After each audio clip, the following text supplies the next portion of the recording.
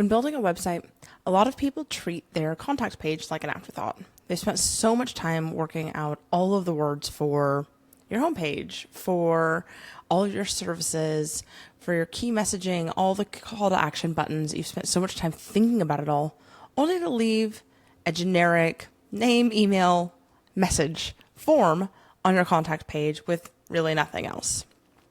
And then people wonder why they hear crickets or they get so much spam, or just tire kickers because people don't know enough on that page because they're probably not clicking to every single page of your website. There's not enough on that page to make sure you're pulling in the right people and repelling the wrong ones. Your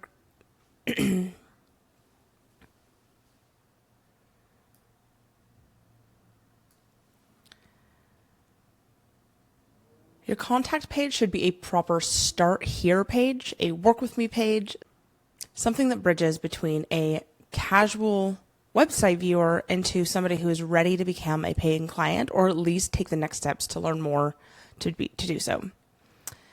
If it feels clunky or if it feels barren, people will likely leave. So here are my top tips for how to make your contact page convert. And then at the end of this, I'm going to show you some really good examples. So let's talk about the tips and then get into those examples. First, show your face. People want to know that they're talking to a real person, that they're buying from a real person. So if you're service-based or product-based, if you're a small business, show your face, show your team's face, show a picture of your shop. Just make sure it stays really visual and really human. Then you might have your contact form, but then you might actually use that contact form, but it should be personalized a bit. It should match your brand's tone, visuals, messaging, and have a little bit more information for you and for them. Then give them an alternate option. If maybe they're not ready to go dive into potentially being a client, or they're looking to work with you in an alternative capacity or just partner with you in some way, it's good for you to have your email or phone number, if you use one, so that they can contact you without the pressure of feeling like they have to go through the client-only route. Additionally, make sure if you're using a form to use reCAPTCHA so you can keep your spam count down and spend less time clearing out your inbox.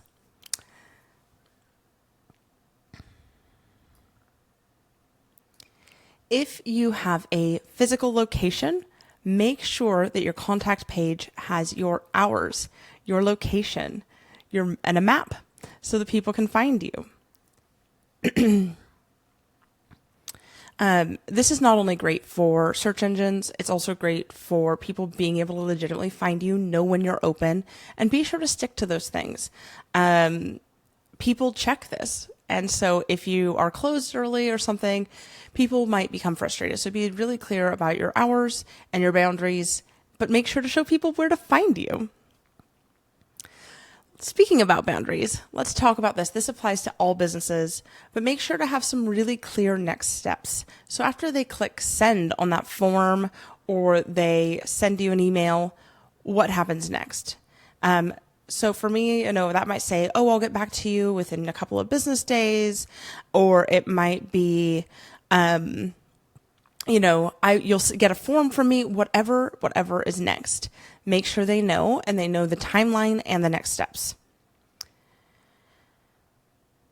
And the other perk of that is by being really clear and upfront about that, you're also protecting your peace and your boundaries. If you say, oh, you're not going to hear from me for a day or two, and they're expecting to hear from you in a little bit, but not immediately, then you're going to get fewer of those emails that are like, hey, I filled out your form and I still haven't heard from you, when it's only been an hour, right? And then your contact page should have one clear call to action. You shouldn't be muddling it up with too many other places they can go, or other things they can do, and other ways they can interact with you, or interact with, or learn about you. The main purpose of this page is to get them to take that next step, come to your shop, buy one of your digital products, to book that consultation call, whatever that really important next step is for the person to enter your world. That is what this page is all about. So it should ask that in a few different places and maybe in a few different ways, but it should always be that one call to action. So let's jump in and look at a few of these. All right, I've got 5 quick examples for you. So these are all websites I've designed at one point or another. Most of them are fairly recent. So here you go. This is my website. So I've got drop me a line, and I've got a picture of me with a phone because a lot of people would contact me that way. I've got message away, and this opens to my email. This also opens to my email maybe a little more clearly. And it says, I personally respond to every message from my home office. Take the next step, book a chat below, right? So it's all very personal, very much my language. Then we've got my CRM, and they can choose to meet in person, phone call, or via video. And so when they actually click into that, they can pick their date, their time, and I ask quite a few questions about what they're looking for. So you can see I've got a pretty detailed form here. And this is through my CRM, and we can talk more about that shortly. And then I've got the simple system I've used to build 100+ websites. Book a free chat, lock in your spot, design and development, and launch. And I don't have a I'll get back to you in 48 hours thing, mostly because they know exactly what day we're meeting because they've chosen it. So that's my home contact page. And this page is linked to in lots and lots of places of my website. Lots of calls to actions lead to this page, and I want it to feel really personable and relatable. Sometimes I like to put on a contact page image that's like really front facing where they can see me smiling, and sometimes I might switch that out at some stage, but I kind of liked the with the phone vibe. Stephanie's, we've just revamped her whole website, and it's so beautiful. And so she's got not pictures of herself, but pictures of weddings she's done because she's a photographer, and a bit about some really good SEO words in here. She then has a what happens after you inquire, and the 1, 2, 3, 4 things they can expect. More pictures of weddings she's done, and some expectations about where she serves, and that's both good for the clients and for SEO. And then she's got her form, and hers is also connected to her CRM, which is a different one that's photography specific. And she collects some good information about what type of photo shoot they're looking for, where they're looking for it, what date they're looking for it, etc. Once they fill that out, they get a thank you, we'll be in touch kind of message from her. As then we have some reviews, and those are pulled directly in from her Google reviews. And so there's some trust building there as well. This is a property management website, and when you click this Apply Now button, it takes you to how to apply for a home. And we found this great picture that's green and staged, and it's got this. This is our 4-step process, right? Complete the application online. We're going to screen it. You're going to apply. You get approved. You're going to get a deposit. You will sign your lease and move in. And so we've got download your application. And then here's how to submit it. And they've kept it pretty simple with a PDF and a Dropbox because they're a pretty small business and they didn't need all the bells and whistles. And then we've got, and this isn't their footer for every single page, but they have their hours, their phone number, and their address for everyone to get in touch. A lot of these businesses, I work with a lot more service-based businesses than brick-and-mortar, but I will make sure to show you a couple more brick-and-mortar options. This is a coach, and so she's got a little bit of, again, about the why and the emotive side of what it's like to work with her.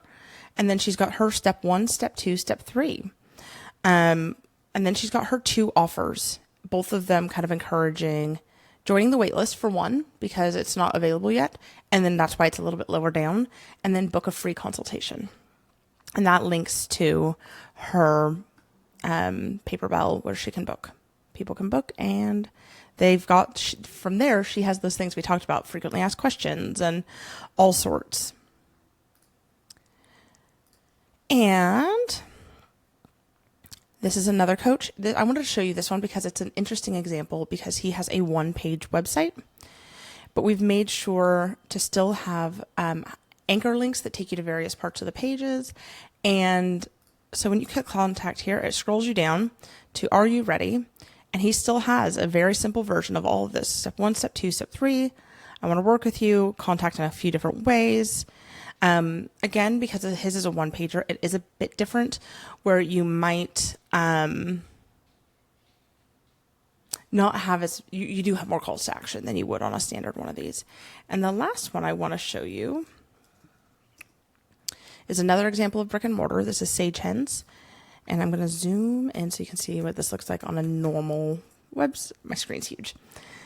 And so they've got a pretty simple website, but they've got visit us in historic downtown Pendleton. So we've SEO optimized this, and they've got their shop location, their hours, an interactive map, and their email address. So there's lots of ways for people to get in touch. They can either pop into the shop, they have their email address, they don't currently have a business phone number, but if they were to add one of those, we'd want to add that to that page.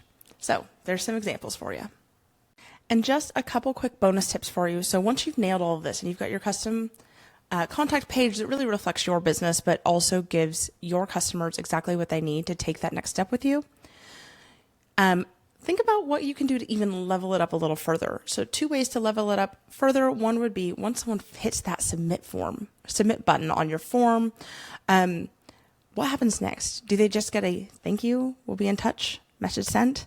Or can you set up a redirect page where when they submit that form, it's thank you so much for your message, we'll be in touch soon, while you're waiting, and then some resources. So it might be, take a look at our blog. You might find these articles helpful, or here's my podcast, or here's a free resource for you that will help them stay in your world and get to like, know, and trust you and your business even more. The other level up is, and we touched on this before, is instead of using just a standard contact form, is to use one that is in a CRM, which is a client relationship management software. And so there's lots of these out there. I used Dubsado for my business and with a lot of my clients, and I have videos on that, so I'll make sure to link a couple. But then you can automate things. So, right, when they book that call or fill out that form, what happens next? You don't really have to worry about it. They get an email, they get the next steps, they get everything automatically, and you're not having to go and manually do that. So those are your 2 level ups. I hope that this has